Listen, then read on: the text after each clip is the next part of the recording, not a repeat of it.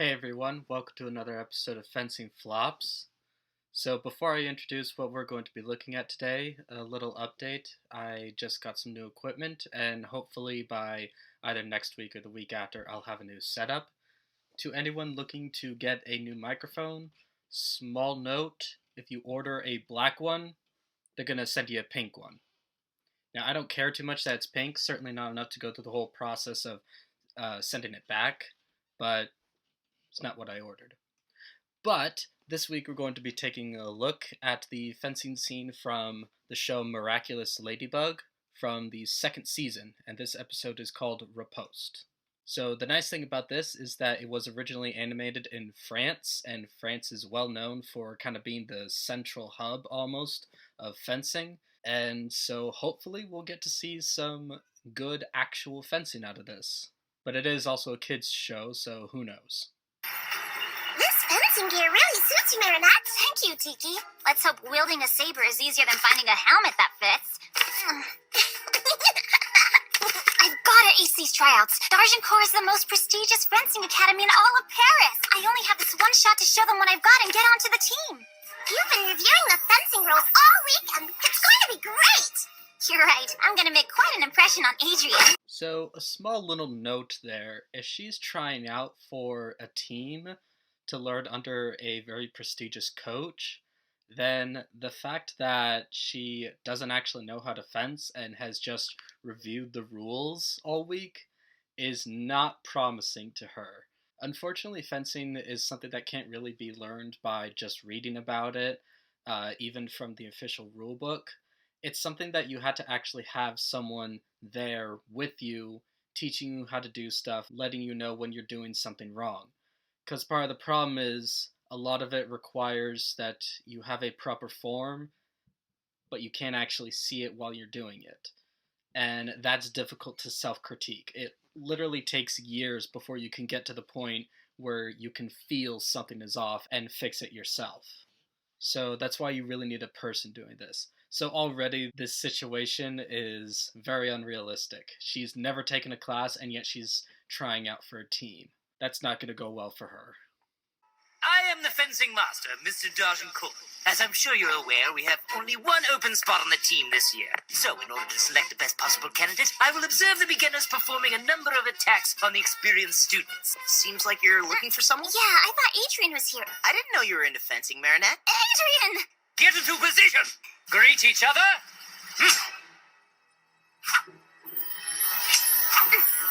En garde! Play! Allez! Go on, Marinette. You're supposed to touch me. Oh, attack! Touche! Flop! Continue.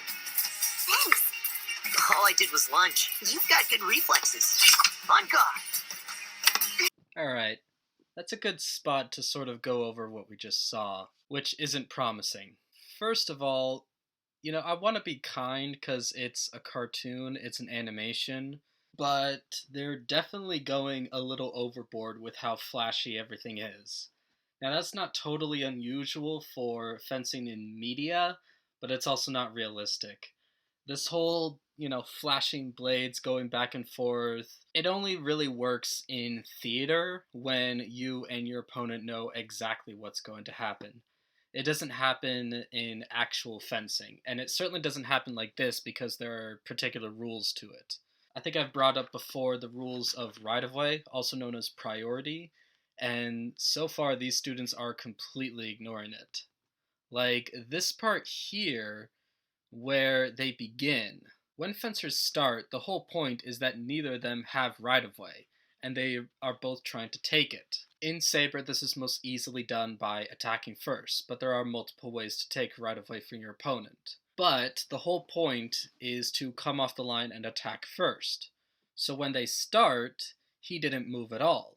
Now this could have been because she was a beginner and he was a more experienced student, so he was trying to let her actually take over the attack. That's actually common. I've done that before, and I know a lot of other people have. But then, after she kind of breaks her nerves, he goes back to the line and then attacks first. So that kind of invalidates that whole theory, of why he didn't attack first in the first place.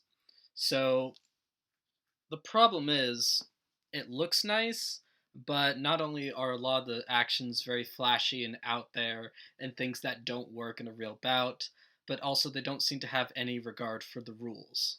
This part, though, was pretty funny, because she actually dodges by going to the side. Now, I suppose, technically, with a very certain kind of attack from your opponent, you could technically do that, but it doesn't work. Particularly because you move so fast that it's impossible to tell whether or not the blade is at just the right angle to be able to do that, and no one has enough reflexes. And it's also surprisingly difficult to move to the side, particularly because a fencer's natural on guard is designed for back and forth movement, not side to side. Now, you can do it a little bit, but just because of how you're positioned, it's almost impossible to do it that quickly. So the fact that she dodged to the side instead of backing up or even ducking is actually very unrealistic. And then we're supposed to believe that she just picked up enough of it with her good enough reflexes to be able to actually have a small back and forth with a more experienced fencer. I don't know how long that Adrian has been fencing in this show, but I know it's a lot longer than she has. So I can tell you, any sort of back and forth that lasts that long between two fencers also indicates that there's not that big of a skill gap between them. They're really kind of all over the place with how much experience Marinette actually has. Because I can also tell you, those aren't the kind of things that you can pick up from a book. Part of it has to do with mentality. That's actually a big thing. One thing that beginners really have to learn to get past before they can really start applying what they've learned in class is to not flinch and dodge and just kind of tense up every time someone attacks them. You have to learn how to properly defend yourself, and part of that means not flinching when you get attacked. And it also means that you won't fall for fake attacks, feints, and stuff like that. It becomes far more difficult to manipulate you. They say that she's been reviewing the rules all week, but what she's displaying, at least if these were correct forms and more realistic interpretation of an exchange between two fencers, then that would indicate a lot more than just a week of book reading. It would actually indicate probably a few years of studied lessons. Pray, attack, parry, riposte, counterattack. The point goes to you, Marinette. With saber fencing, the attacker doesn't necessarily win the point even though he touched his opponent first. You took the initiative, so we say that you had priority. So, they are almost correct. Most of that was correct. Someone who hits first doesn't necessarily earn the touch. It has to be the person who took priority, which can be seen as taking initiative. I mean, that's essentially what it is. However, what's odd is they then just admitted that even though she attacked first, he parried and riposted. The thing is, in terms of priority, he should have gotten the touch as well, because she got priority by attacking first. Then the priority was lost if he made a successful parry. Then he took priority by riposting, which is an attack that directly follows a parry. Assuming they both hit, he should have gotten the touch.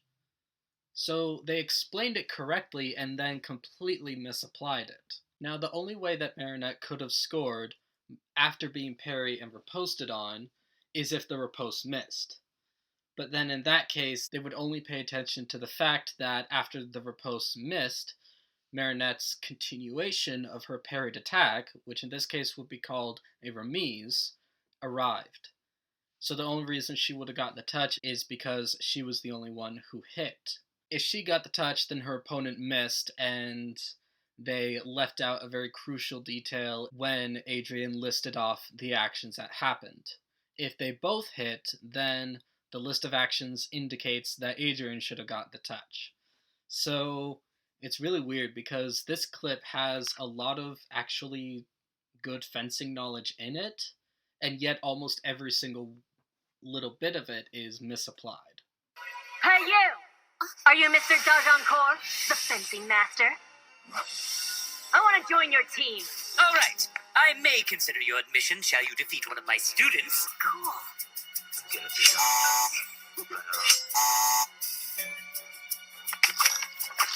So this so far is the most realistic of what we've seen.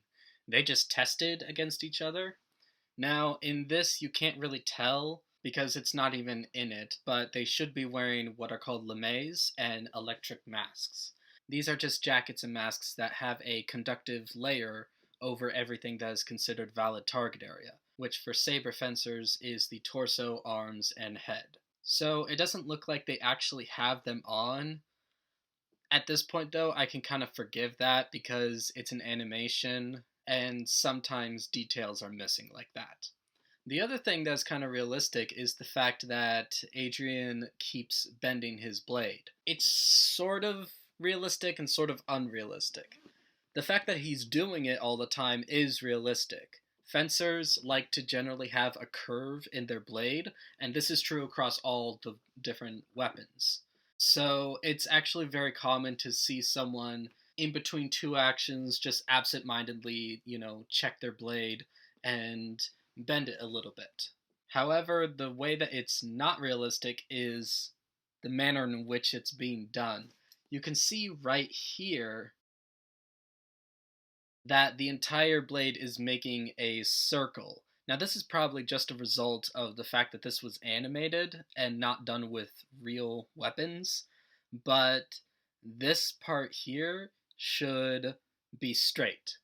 The blade with any weapon is made up of two parts, the fort and the foible. The fort is the strong inner half of the blade, and the foible is the outer, more flexible half of it. Whenever anyone is bending their blade, they only do it to the foible, because that's the only part that you can even affect with your own hand. So this part of the blade should not be bent up like that. It shouldn't be curved, and it shouldn't be bent, because it also still has a tang, which extends down into the inside of the grip. So that blade should have snapped by now. So they kind of missed the mark a little bit, but I commend them for trying. This guy's obviously better than everyone. It's not over yet. He still has to beat Adrian. En garde! Prêt! Allez!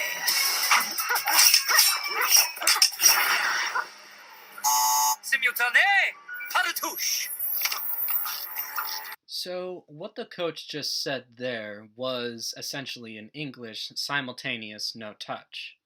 What that means is the fencers did two actions. Well, each of them did one action, but it was so in time with each other that the ref can't tell who did what, or at least who did what first.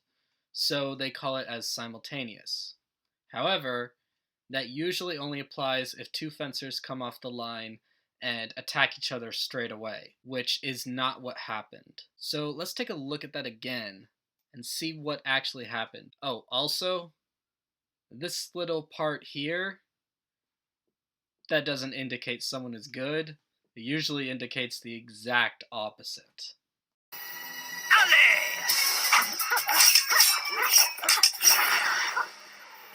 Right, so just as I thought, it was not simultaneous. Final action was parry riposte left. So what that means is the fencer in red should have scored. Instead, they called it simultaneous no touch. I'm not sure why they bother with some of the rules that they do because, like I said, everything is being misapplied. But, it's a kid's show. I guess they're just trying to put on a show.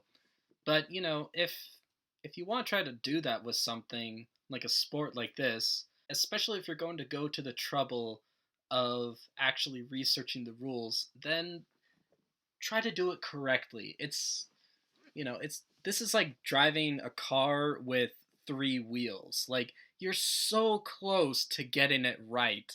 Why not just go all the way? Because you may have 3 wheels, which is more than half, but that doesn't mean it's safe. could have sworn Adrian touched him first. Not sure. Anyway, you never question the referee's decision. That's not entirely true. You can question the referee. In fact, there is an official appeal process set in place. Now, for the most part, you don't question the referee. Part of this is because the fact that you're trying to win against your opponent means you're biased. But it's also because the ref is in a better position to actually see what happened. One thing that I like to tell people who are still learning is there can be a big difference between what you meant to do and what you actually did. This is why most of the time you trust the referee to actually see what happened. However, if you think something is wrong, and usually if you think a rule is being misapplied, then there is an official appeal process. Wait. I request that we do it the old-fashioned way. We'll be much more at ease without the machine. Adrian? Fine with me.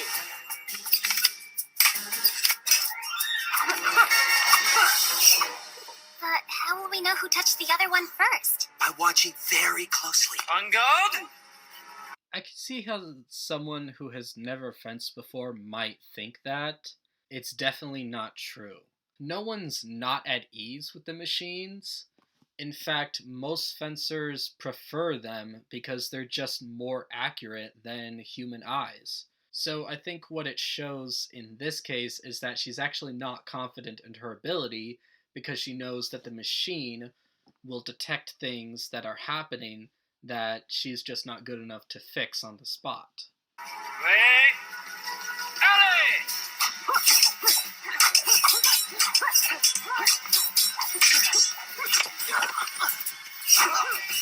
Okay, so this is the part where it's no longer fencing anymore.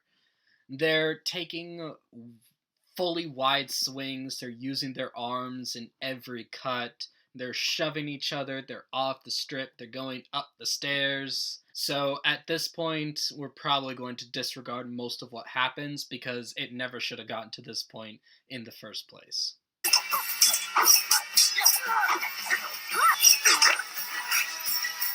Is that all you can do?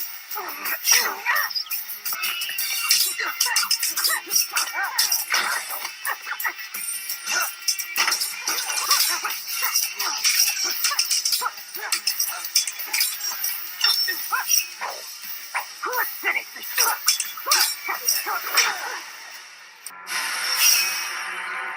Who got the first hit? Who?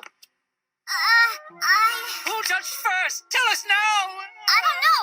I think it was Adrian? Aha, wonderful! This victory is an honor to Darzencore Academy. The only reason I really left this in is because they kind of go against what they just took time to explain. They already said it twice. It's not necessarily whose attack arrives first, it's who has priority. And also, I had to point out, I don't like the fact that the coach here is relying so heavily on the words of a beginner, someone who has very little experience fencing. The thing is, it's realistic that she's not sure who it is, and I believe later on the episode she really questions herself and says, maybe I gave the touch to the wrong person. That's realistic from the point of view of someone who hasn't been fencing very long, trying to ref two people who have. It can be very intimidating, and a lot of times they second guess every single call they're making. I believe that's it for the fencing scene.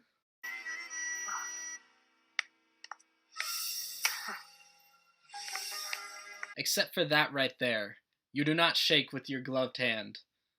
Although, oh wait, no. He has two gloves. Oh, and so did, wait.